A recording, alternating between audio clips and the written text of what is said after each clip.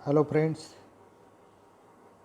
पिछले वाले लेक्चर में हमने जो अपना फर्स्ट चैप्टर है वो फर्स्ट चैप्टर हमने कंप्लीट किया था।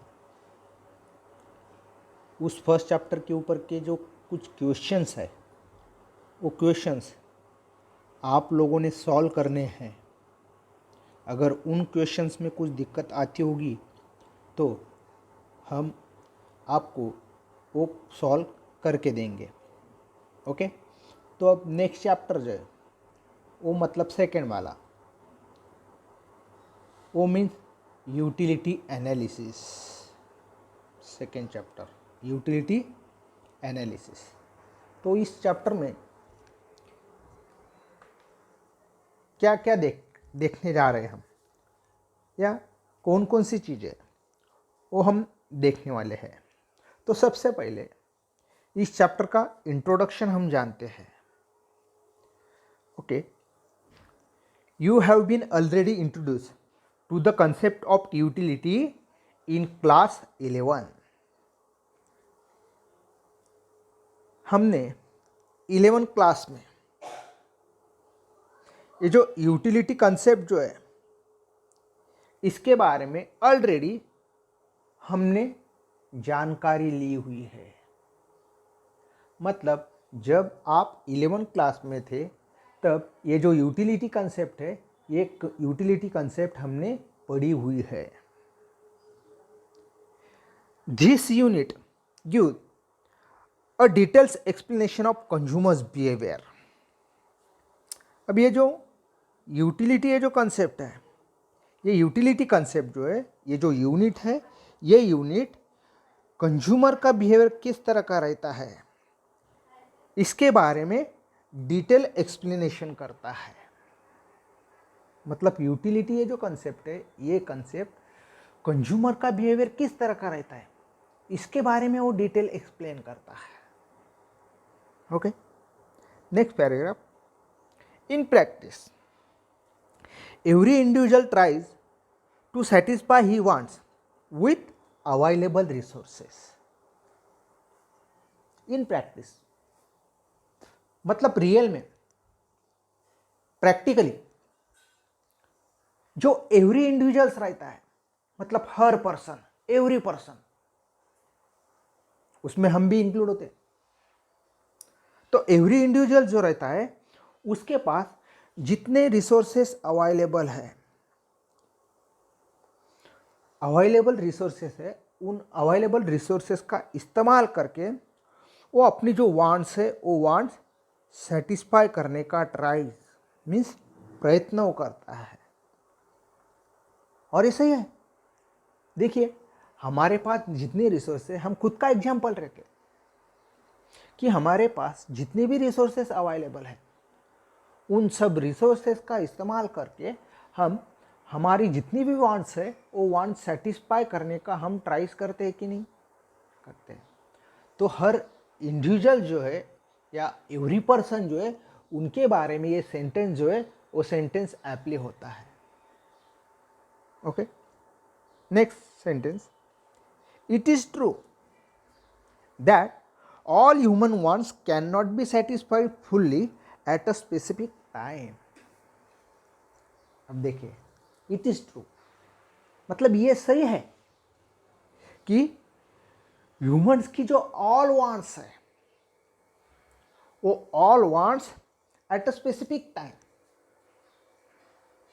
कि स्पेसिफिक टाइम में वो अपनी पूरी वांट जो है वो सेटिस्फाई, फुल्ली सेटिस्फाई नहीं कर सकता है। ये सही है। देखिए हमारा ही एग्जांपल लीजिए, हमारी वांट्स अनलिमिटेड है और जितनी भी वांट्स है वो सब की सब वांट्स हम एट अ टाइम एक ही समय पे सेटिस्फाई कर सकते हैं, फुल्ली नहीं कर सकते। ओके, तो next sentence. Utility analysis explain a consumer's behavior in relation to maximization of satisfaction। और यहाँ पे यही कहा गया है कि ये जो यूटिलिटी है, ये यूटिलिटी एनालिसिस में जो कंज्यूमर रहता है उस कंज्यूमर का जो मैक्सिमम सेटिस्फैक्शन है वो किस तरह से उसको मिल पाता है, इसके बारे में एक्सप्लेन ये कंसेप्ट करती है।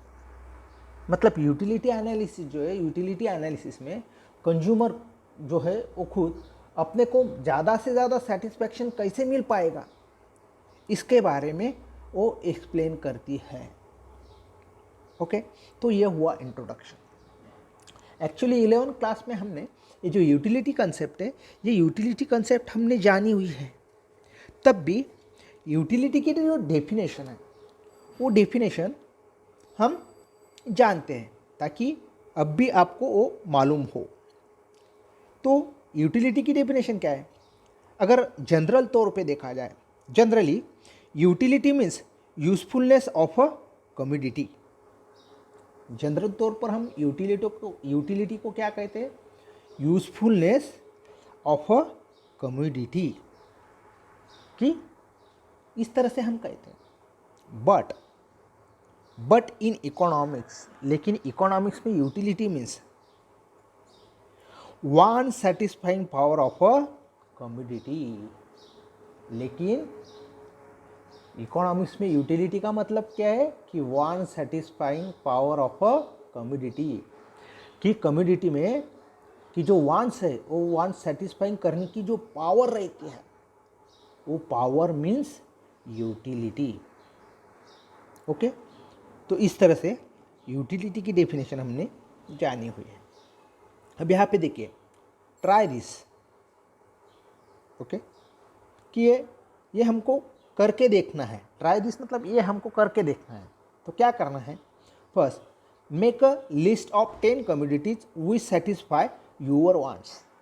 मतलब हमारी जो वांट्स है वो वांट सेटिस्फाई करने वाली ऐसी जो 10 कमोडिटीज है उनकी लिस्ट बनानी है। ओके,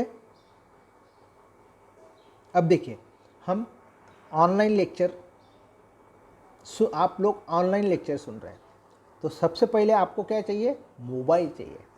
ओके, तो लेक्चर सुनने की ये जो अपनी वांट्स है, ये वांट्स कौन सेटिस्फाई कर रहा है? मोबाइल कर रहा है। तो ये एक कमोडिटी हुई। ऐसी 10 कमोडिटीज़ की आपको लिस्ट बनानी है। Next, second, make a list of 10 commodities which satisfies the wants of particular individuals performing specific activities. अब यहाँ पे देखिए, उसी तरह की 10 कमोडिटीज जो है उनकी लिस्ट बनानी है। लेकिन वो कौन सी कमोडिटी की जो स्पेसिफिक एक्टिविटीज जो है, जो इंडिविजुअल उसकी जो स्पेसिफिक एक्टिविटीज़ है वो स्पेसिफिक एक्टिविटीज़ सेटिस्फाई करने वाले ऐसी जो 10 कमोडिटीज है उनकी लिस्ट बनानी है। यहाँ पे एग्जाम्पल भी दिया है। For example, a chalk has utility for a teacher. जैसे कि टीचर को चॉक में यूटिलिटी दिखाई देती है। ओके, तो हमको खाली ट्राई करना है। अब नेक्स्ट पॉइंट जो है वो मतलब फीचर्स ऑफ यूटिलिटी। ये इम्पोर्टेंट पॉइंट है, आईएमपी पॉइंट है। इसके ऊपर बहुत तरह के क्वेश्चन पूछे जा सकते हैं, जैसे कि इलिस्ट्रेशन, गिव इलिस्ट्रेशंस। ओके, या इसके अलावा ब्रॉड क्वेश्चन पूछा जा सकता है, या एग्री डिसएग्री के लिए भी पूछा जा सकता है। तो ये जो पॉइंट है ये पॉइंट बहुत इम्पॉर्टेंट है। इसके लिए पॉइंट आप सभी ने स्टडी करके रखना है। वो मतलब फीचर्स ऑफ यूटिलिटी। तो following are the features of utility. तो यूटिलिटी के जो फीचर्स है वो नीचे दिए हुए हैं। वो कौन कौन से हैं? उसमें फर्स्ट फीचर जो है वो मतलब रिलेटिव कंसेप्ट। रिलेटिव कंसेप्ट में हम देखते हैं utility is related to time and place. कि यूटिलिटी जो है ये टाइम एंड प्लेस इन दोनों से क्या है? रिलेटेड है, उन दोनों से संबंधित है। मतलब टाइम किस तरह का है उस तरह की यूटिलिटी है, प्लेस किस तरह की है उस तरह की यूटिलिटी है। मतलब यूटिलिटी ये जो कंसेप्ट है ये टाइम एंड प्लेस इन दोनों से रिलेटेड है। It varies from time to time and place to place. और यहाँ पे it varies, varies mean change, बदल, कि ये जो यूटिलिटी जो है, ये utility time to time and place to place इसमें चेंज होता है। मतलब टाइम किस तरह का चल रहा है उस तरह की यूटिलिटी जो है वो चेंज होती है। प्लेस कौन सा है, प्लेस चेंज हुआ, यूटिलिटी चेंज होती है। मतलब यूटिलिटी जो है ये टाइम के अनुसार और प्लेस के अनुसार उसमें चेंज होता है। और उसके एग्जाम्पल्स भी दिए हुए हैं, देखिए फॉर एग्जाम्पल उसमें फर्स्ट एग्जाम्पल जो दिया हुआ है वो मतलब टाइम यूटिलिटी का है कि टाइम के अनुसार यूटिलिटी कैसे चेंज होती है। तो वो एग्जाम्पल है, वो मतलब woollen cloth have greater utility in the winter. देखिए टाइम चेंज हुआ, यूटिलिटी चेंज हुई। अब देखिए विंटर ये जो सीजन है, विंटर सीजन में जो वुलन क्लॉथ रहता है उस वुलन क्लॉथ से ज़्यादा यूटिलिटी मिलती है। या विंटर सीजन में जो कॉटन क्लॉथ होगा उससे ज़्यादा यूटिलिटी मिलेंगी नहीं। क्यों? क्योंकि विंटर सीजन जो रहता है उस विंटर सीजन में अपनी जो बॉडी है उसको गर्मी की ज़रूरत रहती है, और ये जो वुलन क्लॉथ है उन वुलन क्लॉथ से गर्मी मिलती है। इसकी वजह से विंटर सीजन में वुलन क्लॉथ से ज़्यादा यूटिलिटी मिलती है। देखिए ना हमारा ये एग्जाम्पल देखिए, जैसे विंटर सीजन शुरू होता है हम स्वेटर वगैरह जो है वो पहनने को लगते हैं। मतलब अदर टाइम हम स्वेटर पहनते हैं क्या? नहीं। मतलब विंटर सीजन में वुलन क्लॉथ से ज़्यादा यूटिलिटी मिलती है। टाइम चेंज हुआ, यूटिलिटी चेंज हुई। अब सेकेंड एग्जाम्पल जो है वो मतलब प्लेस का है। तो वो क्या एग्जाम्पल है? Sand has greater utility at the construction site than at the sea shore. Sand, sand means हम उसको वालू कहते हैं। ओके, अब यहाँ पे देखिए जो सी शोर, शी मीन्स समुंदर, शोर मीन्स किनारा, कि समुंदर किनारे जो सैंड पड़ी हुई रहती है उसमें हमको यूटिलिटी दिखाई देती है क्या? नहीं, उसमें बहुत कम यूटिलिटी दिखाई देती है। लेकिन वही सैंड अगर जहाँ पे कंस्ट्रक्शन चल रहा है उस जगह अगर उसको लिया जाए, उसके लेके जाए, तो हमको उससे ज़्यादा यूटिलिटी मिलती है। क्यों? क्योंकि उस सैंड का इस्तेमाल करके जो कंस्ट्रक्शन है वो कंप्लीट कर पाते हैं। इस तरह से प्लेस चेंज हुआ, सी शोर की जगह से वो सैंड कंस्ट्रक्शन साइड की प्लेस पे लेके गए तो उसमें ज़्यादा यूटिलिटी हमको दिखाई देती है। ओके, तो इस तरह से प्लेस चेंज होने की वजह से यूटिलिटी भी चेंज होती है। इसलिए utility is related to time and place. इसलिए यूटिलिटी का फर्स्ट फीचर जो है वो मतलब रिलेटिव कंसेप्ट। ओके, अब नेक्स्ट वाला फीचर्स हम जानते हैं, वो मतलब सब्जेक्टिव कंसेप्ट। यूटिलिटी का सेकंड फीचर क्या है? Subjective concept. Okay, it is a psychological concept. या utility is psychological concept. Underline कर लीजिए इस सेंटेंस के ऊपर, ये आपको क्वेश्चन नंबर फर्स्ट में जो ऑप्शन है उसमें पूछा भी जा सकता है इस सेंटेंस के ऊपर क्वेश्चन। तो यूटिलिटी इज साइकोलॉजिकल कंसेप्ट, कि यूटिलिटी जो है ये किस तरह की कंसेप्ट है? साइकोलॉजिकल कंसेप्ट है। Utility differs from person to person. Utility जो है वो पर्सन टू पर्सन अलग अलग रहती है। मतलब सब पर्सन की यूटिलिटी एक जैसे रहती क्या? जैसे कि मुझको जो चीज़ पसंद है या मुझको जिस चीज़ में यूटिलिटी दिखाई दे रही है उसी चीज़ में आप लोगों को भी यूटिलिटी दिखाई देंगी, ऐसा नहीं। या आप लोगों को जिस कम्युनिटी में यूटिलिटी दिखाई दे रही है उस कम्युनिटी में मुझको यूटिलिटी दिखाई देंगी, ऐसा नहीं। मतलब यूटिलिटी जो है वो पर्सन टू पर्सन अलग अलग रहती है। Next, this this is due to difference in taste, preference, like, dislikes, nature, habits, profession etcetera. अब देखिए, जो यूटिलिटी जो है वो यूटिलिटी पर्सन टू पर्सन अलग अलग क्यों रहती है? क्यों?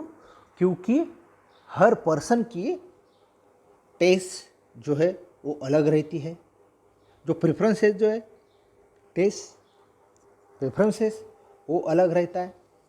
इसके अलावा लाइक्स, डिसलाइक्स, नेचर हो, इसके अलावा हैबिट्स हो, प्रोफेशंस हो, ये सब जो चीज़ें हैं, ये सब चीज़ें सब लोगों की अलग अलग रहती है। तो इसकी वजह से यूटिलिटी जो है वो पर्सन टू पर्सन अलग अलग रहती है। तो यहाँ पे उसका एक एग्जाम्पल दिया हुआ है। For example, stethoscope has utility to a doctor but not to a layman. मतलब ये जो स्टेथोस्कोप जो है, उस स्टेथोस्कोप में जो डॉक्टर रहता है, उस डॉक्टर को उसमें यूटिलिटी दिखाई देती है। लेकिन जो लेमैन है, लेमैन मीन्स जनरल पर्सन, जैसे कि फार्मर हो, फिशरीज हो, ऐसे जो जनरल पर्सन रहते, उन जनरल पर्सन्स को उस स्टेथोस्कोप में यूटिलिटी दिखाई देंगी नहीं। मतलब पर्सन टू पर्सन यूटिलिटी जो है वो उसमें डिफर्स रहता है, वो अलग अलग रहती है। इसकी वजह से यूटिलिटी का सेकंड फीचर जो है वो मतलब सब्जेक्टिव कंसेप्ट। ओके, तो इस तरह से हमने यूटिलिटी के दो फीचर्स देखे। अब बचे हुए जो फीचर्स हैं वो हम नेक्स्ट लेक्चर को देखने वाले